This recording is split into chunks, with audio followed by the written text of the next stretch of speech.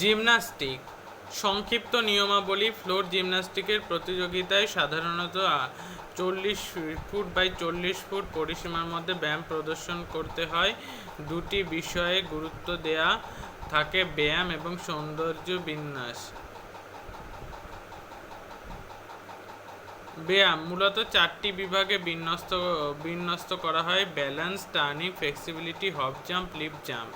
এখানে ব্যায়াম দিয়েছে 3 প্রকারের: অ্যাক্রোবেটিক ব্যায়াম পিছন দিকে, অ্যাক্রোবেটিক ব্যায়াম পাশের দিকে। এবার সৌন্দর্য বিন্যাস দেয়া আছে।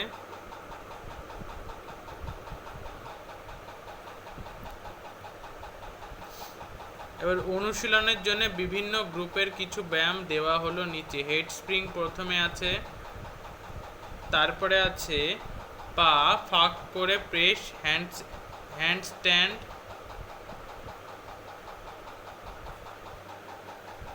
সোজা হাতে সামনে গড়ানো, তারপরে ভি সাপোর্ট, পিছন গড়িয়ে জাপানি হ্যান্ডস্ট্যান্ড, শূন্যে গুটিয়ে সামনে ঘোরা।